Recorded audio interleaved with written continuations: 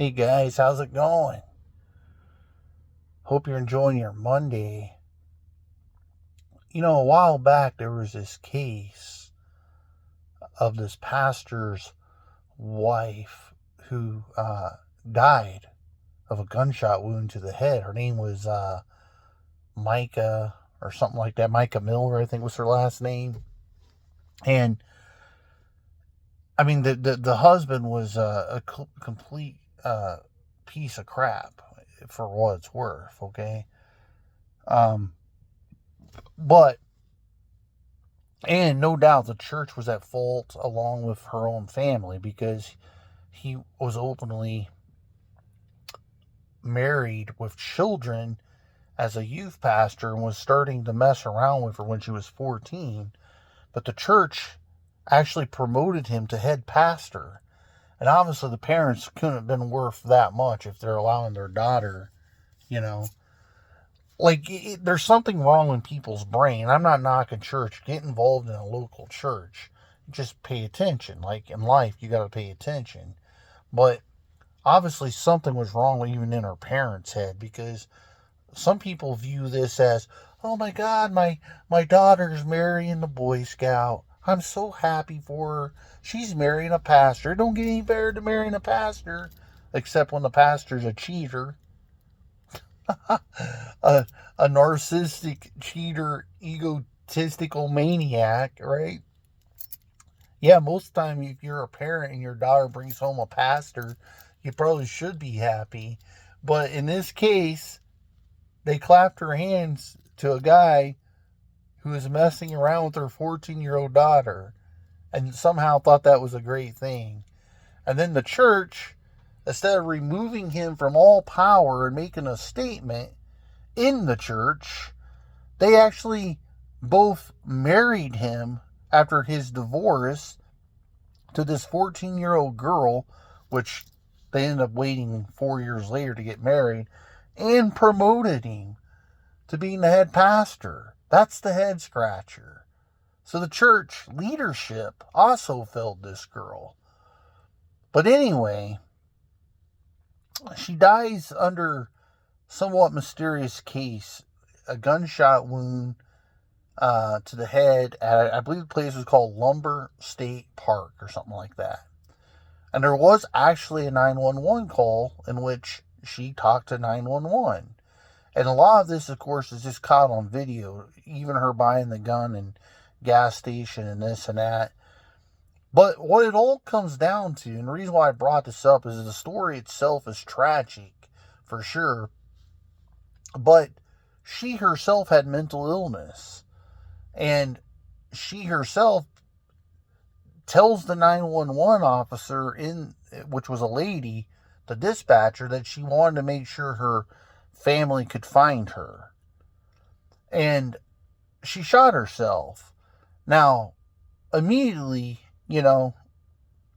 just like they did with Charlie Kirk, right? They spun this story off to a multitude of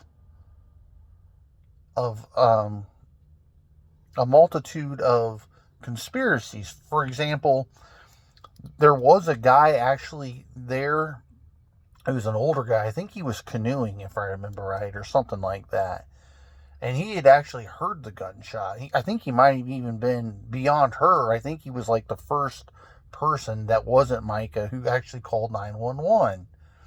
And later on, it was actually a kayaker or somebody who had found her body floating in the water or whatever. But immediately, all these internet people, the super sleuths that think they're super sleuths that aren't super sleuths, they put out all these conspiracies, including the guy who was at the state park and heard the gunshot was the actual killer, including, even though her husband, who was a piece of crap, was the killer. All these things supposedly happening, right?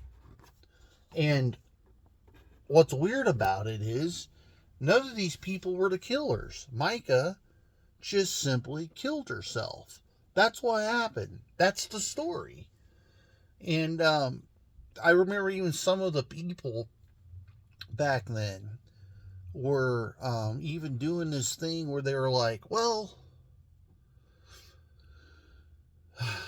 if you hear real closely, you can hear a man's voice in the background. He's telling her what to say. None of that was ever true. And they kind of did this with Charlie Kirk, right? Oh, the Charlie Kirk was shot from behind. Oh, he was shot from a sewer. Oh, he was shot in the bush. Oh, he was shot here or shot there. Oh, there had to be an exit wound. See, none of it was true. Even the surgeon said it wasn't true. He removed the bullet from him. Matter of fact, the FBI, as far as murder trial goes with the Robinson guy, all this stuff will be brought up in the courtroom. And, it just is what it is. But people are crazy. And I don't understand it, because when you drive mass chaos in society and you do things like that spread lies and things, in the broader context, it breaks down the government, right? Because it causes people to lose trust, in this case, law enforcement. And it's really, really ridiculous. I really kind of wish, even as a lifelong Republican, most of all these people would go away. And specifically, I wish the platforms would just deplatform them. Because they're there because they make money. And they make money not only off ad rev from places like YouTube, but people literally buy their monthly membership packages, just like if you're buying cable TV.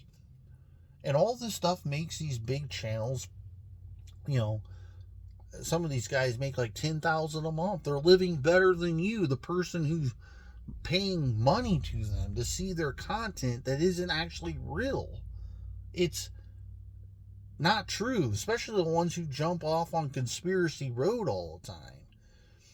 So anyway, it's sad. It reminded me, as I did that story today, talked about it on my own channel. Only if I wrote it, I was writing it out then. A lot of these things mimic Charlie Kirk's unfortunate murder, assassination, if you will. Just blatantly, broadly mimics it, because you have all these conspiracy nuts who just come out of the woodwork. They just come out of the woodwork. And I'll tell you another thing that was kind of weird about this case that I left out.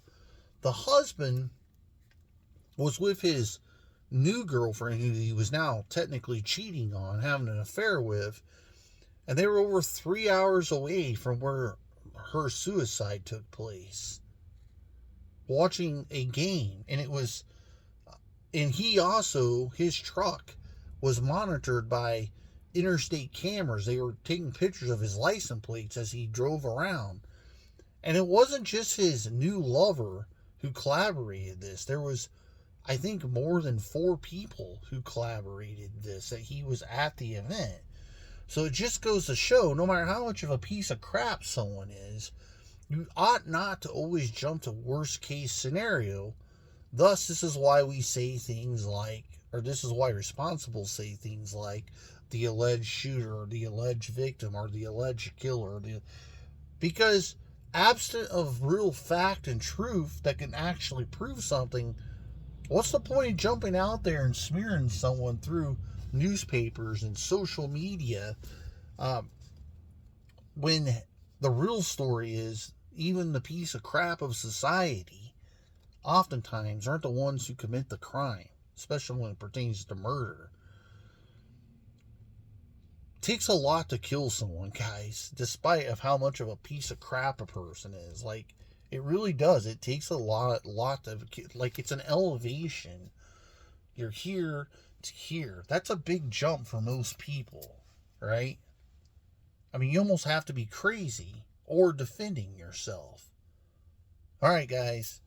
That's the story of the day. Hope you enjoy your Monday. Enjoy work. Spend time with your family. Talk to you later. Bye.